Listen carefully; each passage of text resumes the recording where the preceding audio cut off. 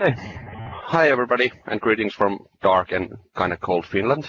And my name is Matti Paukkonen. I work as a senior architect on Innofactor, which is a Finnish company. And there is my Twitter and a blog address.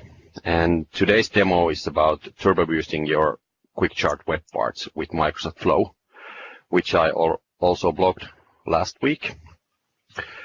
And as you may already know, that QuickChat web parts got updated before Christmas, at least on my tenants, and now you can use SharePoint list as a data source. And my demo is about updating weekly count of opportunities from Dynamics 365 to a SharePoint list with Flow, and then displaying it with QuickChart web part. So it's really a low-code solution. Most of the code is like calculating the actual week number. So, to the demo then. Here's a simple list. It just has a title field, which I have renamed to a week, and then it has a count field, which is just a number, nothing more. And as you can see, I already have some data added to it, so you can see the chart right away when I add it to a page. So here I have an empty page, and then I just add that quick chart there. Notice the cool section backgrounds also. And just configure it, take the column chart, and then get data from a SharePoint list. And this is kind of cool. It actually displays all the lists which contains supported fields. I think Vesa can confirm. Is it that's really so? And then actually, too much out of the box functionality for me, so not enough there, so okay. So then the data field is count, and it's also displaying just the supported data fields, so number and currency. I think I found out that those are supported. And then the title field, which was renamed as week. I won't do any sorting because it's displaying items in the order they were added, so I can actually get the weeks right. And maybe I add some labels there. So week and number of opportunities. Right. Okay, here's the chart. And next is the turbo boosting section with Flow. So I have already made a flow here, which we can actually take a look at. So first we have a trigger from Dynamics 365, which actually takes all the when entity opportunity is created, it actually fires. Then I initialize the week number. As you can see, here's the most of the code I have created. So I'm not actually 100% sure is this really working in all the cases, but it's kind of close. And then I initialize the case count, which is just an integer. Then a little comparison between weekdays. So current day of the week and what is the day of the week on January 1st, current year. And if the current day of the week is less, then we just increment the week number, and it worked at least better. After that, I get just items from SharePoint list. That was the opportunities, and if the title equals the current week, which is actually the variable here, and then the condition if it returns an empty body, so there isn't a list item which has a title which is current week. I'm creating a new item and adding a count 1. And if the item is found, then I just get the case count added to a variable.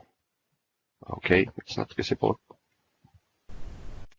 And then increment it by 1 and update the list item. So that's it. That's kind of really simple.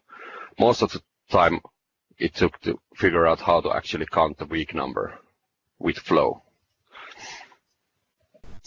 So how it's actually working. Let's see the chart first. So there is only opportunities added on week 1. Then I go to the Dynamics CRM, and I already have a new opportunity here. So I add a topic, PNP community call.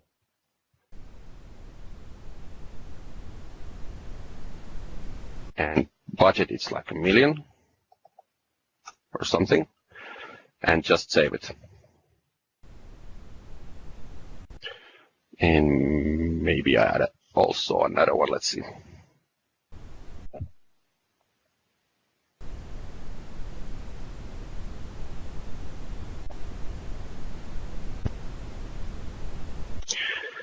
And then we need to wait for some time to flow actually kick in. It's not instant.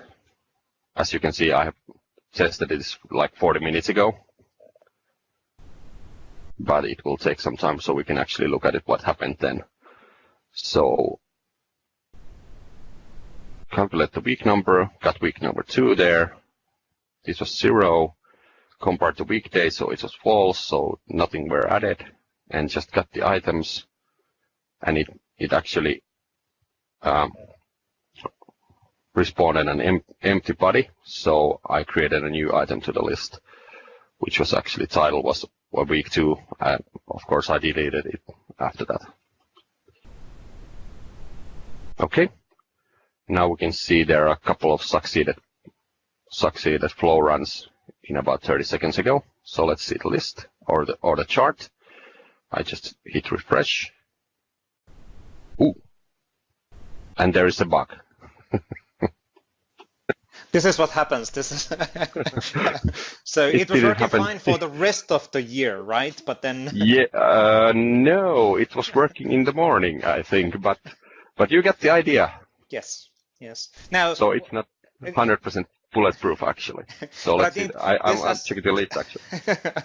This has a great amount of actually elements demonstrated without actual code. And to be fair, I think if there is an issue, the issue is within the code part of this one, which was the function in the Azure flow. In the flow, right?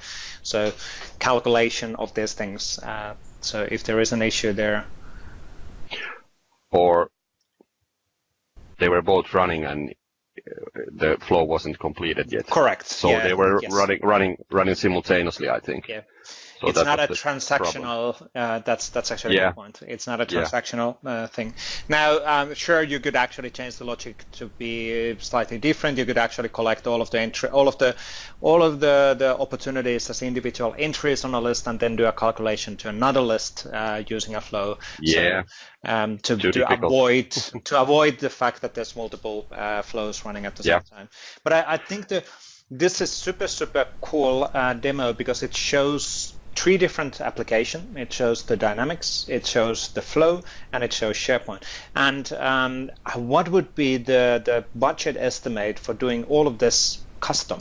That would be insane when you think of it. So you would have to have some sort of a recurrent running Azure web job, which is executing in Azure using Dynamics APIs to connect to there, and polling probably, or maybe there's a webhook support, I don't know, to actually get notified whenever a new opportunity is created, and then replicate that entry directly to SharePoint.